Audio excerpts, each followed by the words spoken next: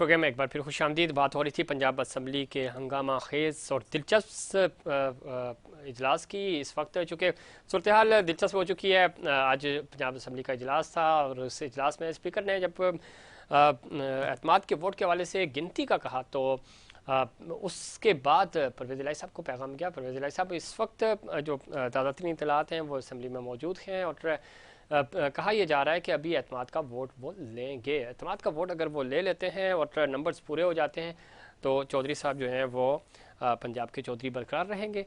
अगर नंबर्स कम हो जाते हैं तो ज़ाहिर है उनके हाथ से ये सीट निकल जाएगी। उसके लिए फिर इत्तेहादी हुकूमत अपोजिशन जो इस वक्त PDM की है उनका CM चुना जाएगा। और देखना यह है कि वो उनकी तैयारी कैसी है। और ख़ुद चूँकि अदालत को मुदाखलत करनी पड़ी पहले भी और आज भी, बदकिस्मती रही हमारी पिछले 8 महीने में पंजाब का जो मामला है इन आउट रहा और पंजाब असम्बली में हल होने के बजाय कभी गवर्नर हाउस और कभी गवर्नर हाउस से वो अदालत में जाता रहा। फाइनली दोनों दफ़ा मामला अदालत ने ही हल किया। ये जमहूरी दौर में जब इस तरह के फ़ैसले होते हैं तो वो और ज़्यादा अफसोसनाक होते हैं। इस तरह की का जो रुझान है वो ख़ुद जमहूरियत के लिए एक ख़तरनाक है। सियासी जंग जो है वो सियासी प्लेटफॉर्म पे ही लड़ी जानी चाहिए। इस पे बात करेंगे। हमारे साथ मौजूद हैं मैंने मुस्लिम लीग नून की सीनियर रहनुमा भी ज़हरा फातमी साहिबा। अस्सलाम वालेकुम, खुशामदीद कहते हैं आपको प्रोग्राम में। जी वालेकुम सलाम। किस तरह देखती हैं पंजाब की बड़ी सूरत दिलचस्प हो चुकी है। आज तो नहीं की जा रही थी कि एतमाद का वोट लेंगे CM पंजाब, लेकिन ज़ाहिर अदालती हुक्मनामा 24 घंटे की उनको मोहलत मिली। फिर रात गए जब आपके अपोजिशन की तरफ से निशानदेही की गई कोरम के हवाले से तो गिनती शुरू हुई। अब चौधरी साहब वहाँ पे पहुँच चुके हैं। कहा यह जा रहा है, पाकिस्तान तहरीक इंसाफ की तरफ से दावा किया जा रहा है नंबर्स हमारे पास पूरे। चौधरी फवाद साहब कह रहे हैं 188 हैं। अभी जो गिनती हुई थी थोड़ी देर पहले उसके मुताबिक 171 नंबर्स बराबर हैं अपोजिशन और हुकूमत के। क्या सूरत हाल है? आपको क्या लगता है चौधरी साहब एतमाद का वोट लेने में कामयाब हो जाएंगे और नौबत ये क्यों आई कि अदालत को दोबारा मुदाखलत करनी पड़ी? बिस्मिल्लाहिर्रहमानिर्रहीम। देखिए, सबसे बड़ी बात तो ये है कि एतमाद का वोट उनको आज से नहीं, अगर बहुत पहले लेना चाहिए था। अगर उनको इस बात का यकीन था कि उनके पास वोट मौजूद है, अगर वोट बैंक उनके पास होता तो आज नौबत किस चीज की नहीं आती कि जुडिशरी को बीच में आकर ये फैसला देना पड़ता और हमें कहना पड़ता कि जी आप जाकर के एतमाद का वोट दीजिए। उन्होंने नहीं लिया था। अब आज अगर वो आए हैं तो वो अपनी मर्जी से तो नहीं आए हैं, वो तो जुडिशरी के कहने पर आए हैं। तो जुडिशरी के कहने से अगर आए और मजबूर होकर आए तो अब तो ये नंबर ही बता सकते हैं कि किसका वोट कितना है। अगर परवेज इलाही साहब इतनी देर क्यों कर रहे हैं? देखिए ना, कभी इतनी देर तो नहीं होती है। एक दफा जब गिनती हो जाती है तो अनाउंसमेंट भी फौरन ही होता है जी। अनाउंसमेंट में उन्होंने इतनी देर क्यों की?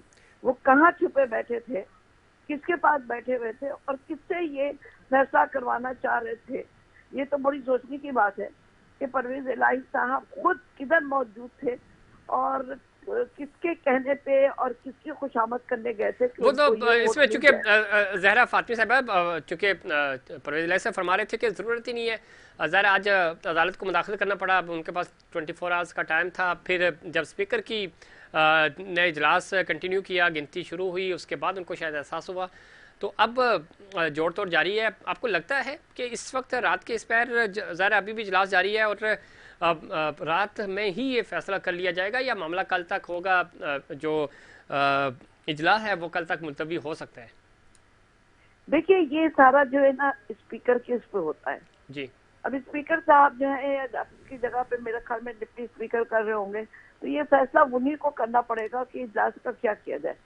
अगर उनके पास वोट पूरे हैं और 188 जैसा कि वो कहते हैं अगर वोट है तो फिर वो तो जरूर कर देंगे, क्योंकि वो देर नहीं करेंगे। आपको अपना लास्ट टाइम का याद था कि रात के 3 बजे वो आए थे इस्लामाबाद वोट लेने के लिए। आई मीन इसकी अब लिमिट होती है। ठीक, इसमें एक बड़ी दिलचस्प चीज़ है ज़हरा फातमी साहिबा, हमने पिछले 8 महीने में देखा चाहे पंजाब असम्बली और नेशनल असम्बली हो तो ये कुछ ऐसी रवायात कायम हो गई हैं जो कि नहीं होनी चाहिए थी। खुद ज़ाहिर आप पार्लियामान की सियासत करती हैं, अच्छा नहीं लगता कि एक सियासी फैसला जो है वो थर्ड पार्टी उसके हवाले से कोई फैसला दे। ये आप सियासतदानों की लड़ाई है, सियासत की लड़ाई है, पार्लियामेंट के अंदर लड़नी चाहिए, चाहे वो सूबाई हो, चाहे वो सेनेट हो या नेशनल असेंबली हो। तो क्यों ये रुझान बनता जा रहा है कि मामला जो है हमारा मुदाखलत होती है बाहर से, फिर जब मुदाखलत होती है तो ज़रा फैसला आपके या दूसरी पार्टी के खिलाफ जाता है, किसी के हक में जाता है, फिर उसको कंट्रोवर्शियल बनाया जाता है, जिसकी वजह से पूरे इदारे जो है वो बदनाम हो रहे हैं। बिल्कुल आप सही कह रहे हैं। हम आपकी इस बात पे बिल्कुल इख्तलाफ नहीं करेंगे, बल्कि आपके इस पे कहेंगे कि बिल्कुल जितना अनप्रेसिडेंटेड किस्म का इन लोगों ने सारी चीजों को कर दिया है कि ये एक बहुत ही कंट्रोवर्शियल हर चीज हो गई है। आप अगर हिस्ट्री उठा के देखें तो पहले तो कभी नहीं हुआ था।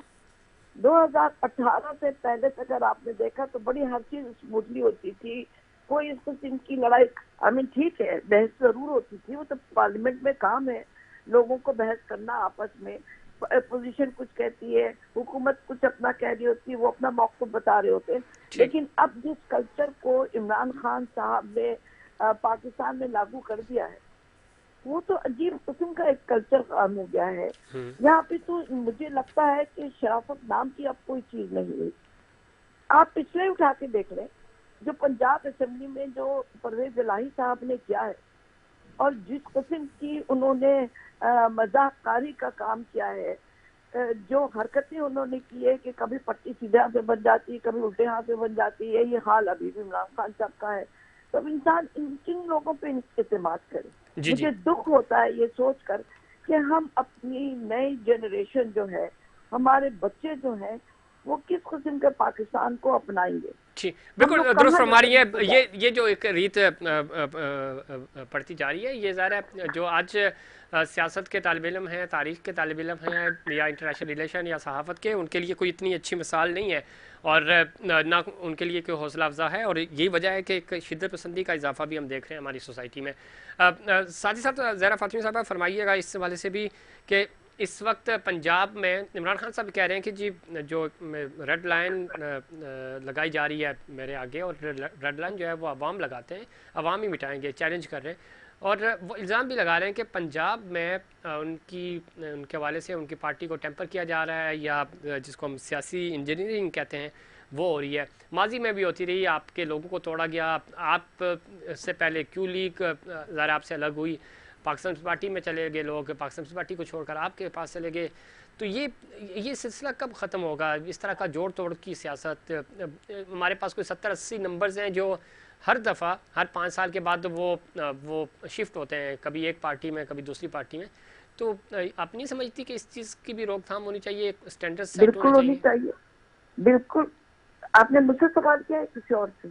जी आप ही से ज़रा फातमी साहब। देखिए आप बिल्कुल सही कह रहे हैं। इस चीज को खत्म, ये लुटकगिरी जो है ना, ये बहुत ही गलत चीज है। बिल्कुल इसको होना चाहिए, उनकी इस पे कानून भी बनना चाहिए। लेकिन वो तो फिर ये कि जब तक सारी पार्टीज इकट्ठे होकर के एक प्लेटफॉर्म पे आकर इसको ऊपर आवाज नहीं बुलंद करेंगी और ये नहीं कहेंगी कि जी हम अब इसको कबूल नहीं करते, इसको चेंज करना बहुत मुश्किल काम है। दूसरी चीज ये जो है, जहाँ तक आपने इमरान खान की बात की है, इमरान खान की तो किसी बात पे हम ध्यान ही नहीं देते, सच्ची बात बताते हैं। हम उनकी बातें जो है ना एक कान से सुनकर दूसरे छोड़ा देते हैं, क्योंकि उन्होंने आज तक सच बोला नहीं है। यू टर्न जैसे कि कोई खास बात ही नहीं, सुबह कुछ कहते हैं, शाम में कुछ कहते हैं।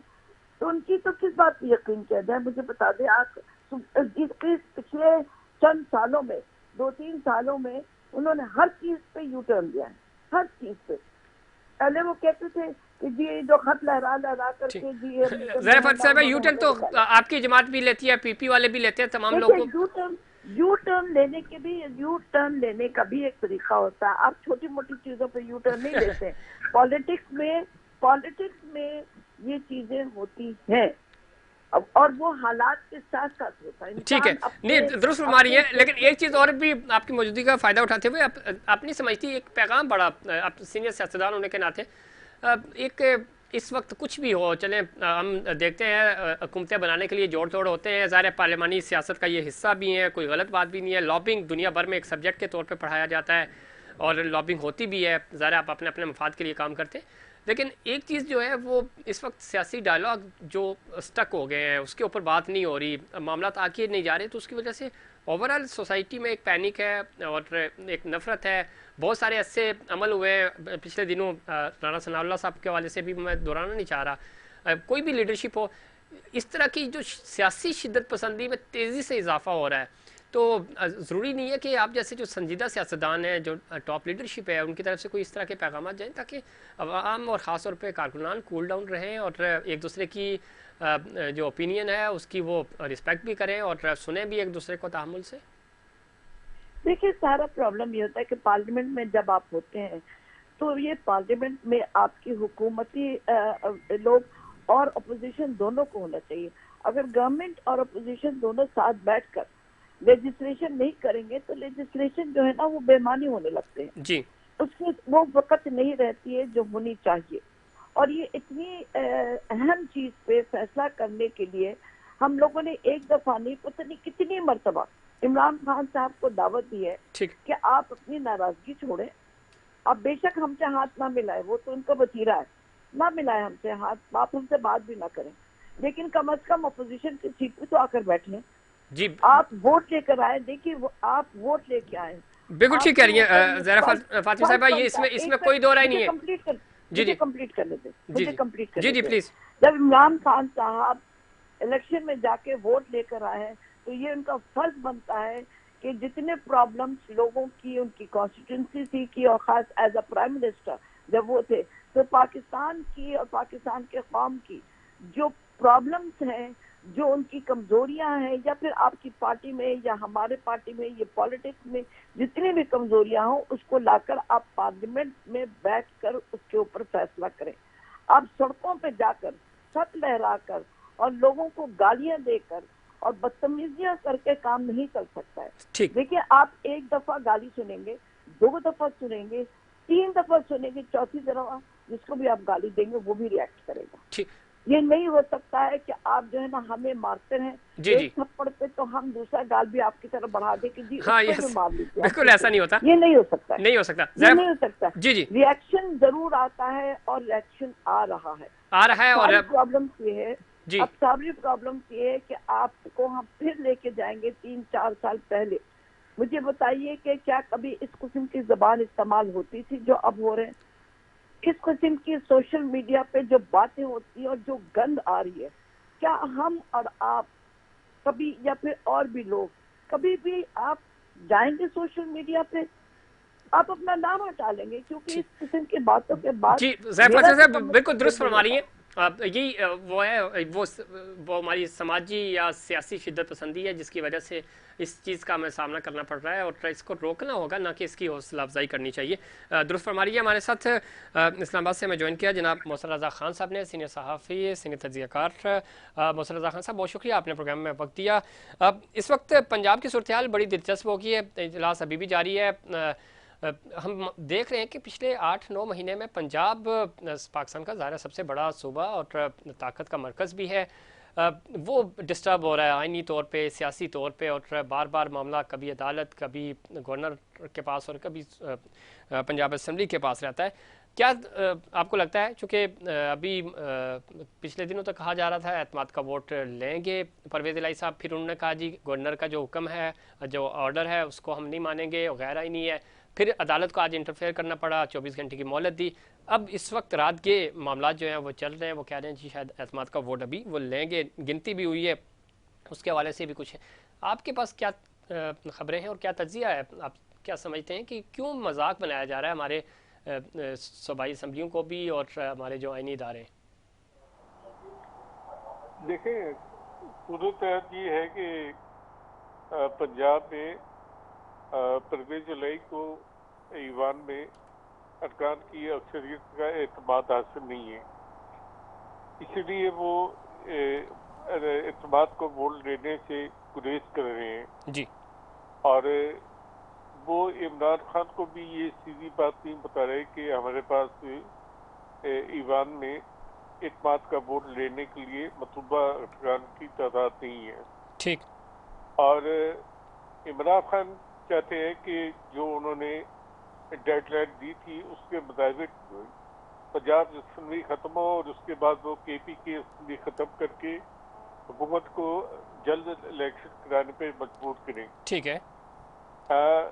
लेकिन परवेज जलाई साहब के राब्ते इस्टेब्लिशमेंट से भी हैं जी और वो अदूले खाना उनके साथ भी मिले हुए हैं। पंजाब के चीफ जस्टिस जो है अमीर खान भट्टी, जी जी वो पंजाब में जो सीएम रेवेन्यू के मिनिस्टर हैं अली अफजल सही, उनके सोशल भी हैं। ठीक है।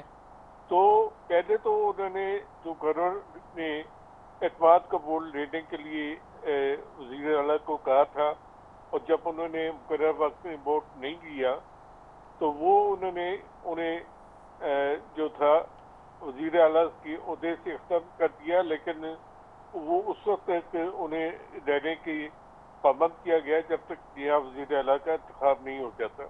ठीक। लेकिन उस पर हाई कोर्ट ने एक फैसला दिया जो कि आइन और कानून के मुताबिक नहीं था, लेकिन वो उन्होंने कोई पंचायत का कोई तरीका इख्तियार किया और करके परवेज लाई को 3 हफ्तों का मौका दिया।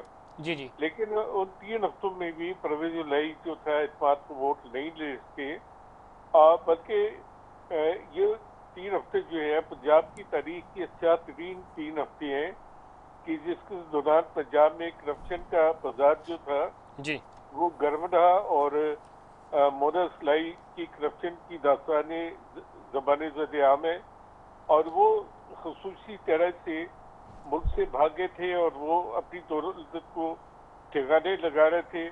और अभी भी सूरत हाल ये है कि आज शाम से पीटीआई का कहना था कि हमारे अरकान की तादाद मुकम्मल हो गई है और हम एतमाद को वोट ले रहे हैं, लेकिन इस वक्त तक एतमाद को वोट लेने की कोई बात नहीं है। उनकी कोशिश है कि दोस्त साजिश से और जाली वोटिंग के इस तरीके से वो एतमाद को वोट लेने का ऐलान करेंगे और फिर ये मामला कोर्ट में लटका रहेगा और इसका परवेज लाई की भी मजे रहेंगे।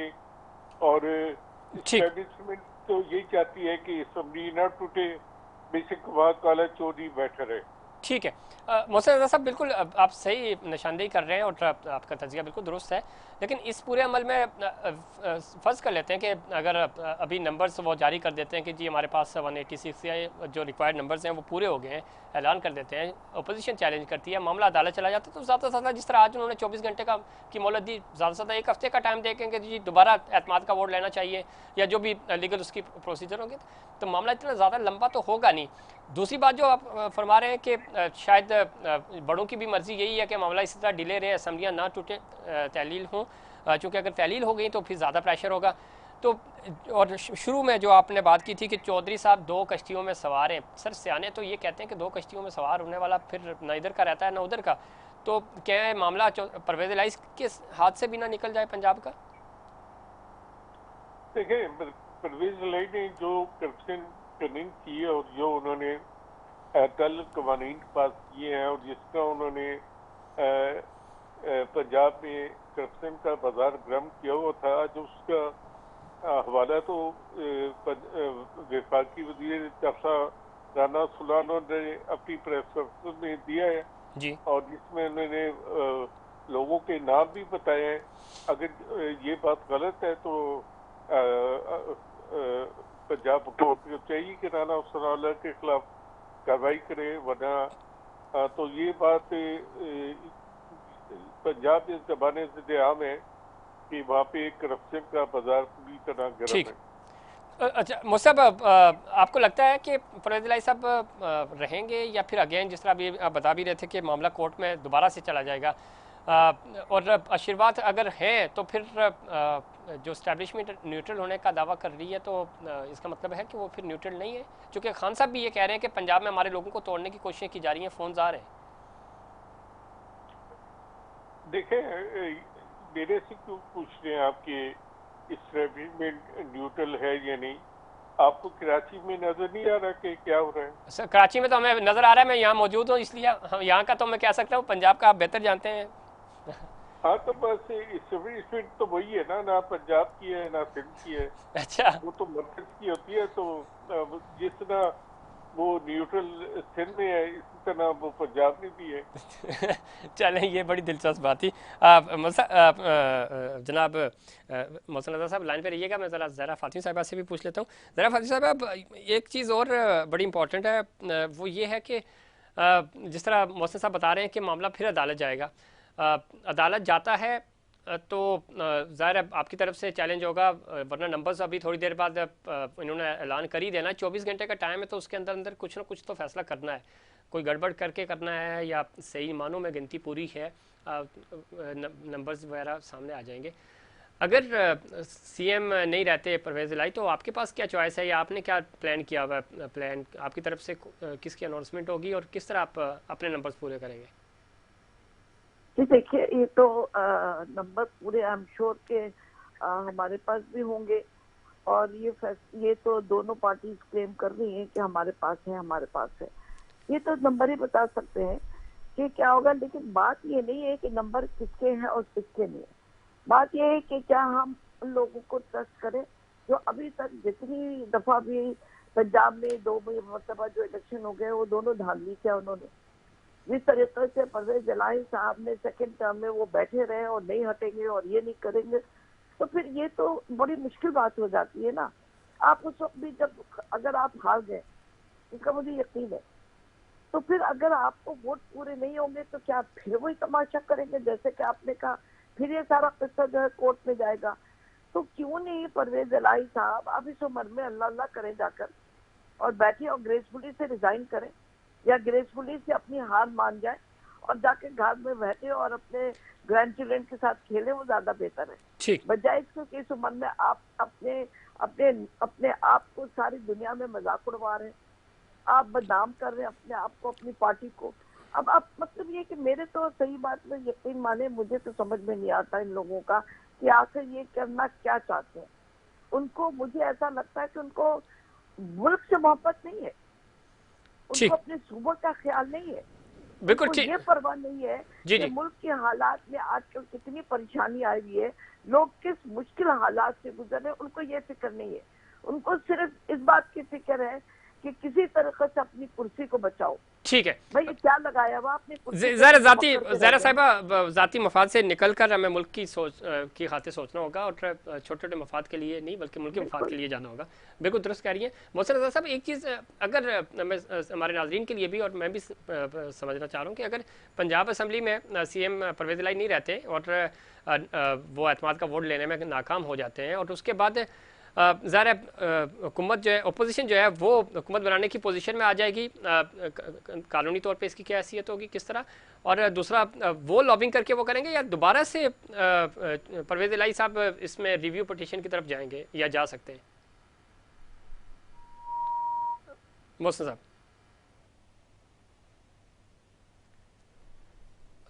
मोहसिन रज़ा साहब तक हमारी आवाज़ नहीं पहुंच रही, हम ट्राई करेंगे दोबारा उनकी तरफ उनसे बातचीत कर सकें। चूँकि पंजाब बड़ा दिलचस्प मामला है और इस वक्त नंबर्स गेम का ही सबसे ज़्यादा इश्यूज़ है। दोनों तरफ से दावे किए जा रहे हैं, नंबर्स दोनों के पास पूरे हैं। पिछले दिनों हमने देखा कि मिशन लाहौर जो था वो जरदारी साहब ने विज़िट भी किया और उसके बाद बड़ी दिलचस्प सूरत हाल बनी। लेकिन इस वक्त जो नंबर्स हैं वो हुकूमत दावा कर रही है, और जो हमारे ज़राए हैं वो ये बता रहे हैं कि नंबर्स हुकूमत के पास भी पूरे नहीं है। डिले टैक्टिक्स खेला जा रहा है, और शायद किसी भी वक्त इस चीज़ का ऐलान कर दिया जाएगा। इस गज़ाला सैफ़ी साहब ने हमें ज्वाइन किया है, साबिक़ मैंने पाकिस्तान तहरीक इंसाफ। गज़ाला सैफ़ी साहब, प्रोग्राम का इख्तिताम हो रहा है और आपका आगाज़। जाते जाते बताइएगा, पंजाब का मामला दिलचस्प हो गया है और ख़ास तौर पे खान साहब कह रहे हैं कि जी हमारे पंजाब में लोगों को डराया जा रहा है, रेड लाइन की बातें हो रही हैं। खान साहब कह रहे हैं कि अवाम रेड लाइन को मिटाएंगे, और ये चैलेंज उन्होंने दिया है कि अवाम निकलेंगे और साबित करेंगे कि वो कप्तान के साथ है।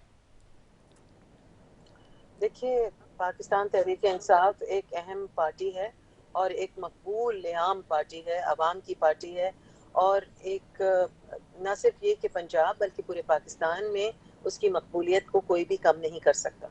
और आप ये अवाम जो है हमारे साथ है, और आप देखेंगे कि अभी भी जो लोकल बॉडीज इलेक्शंस होने वाले हैं, जहाँ पे पाकिस्तान के बहुत सारे इलाकों में इस कदर तज़हीक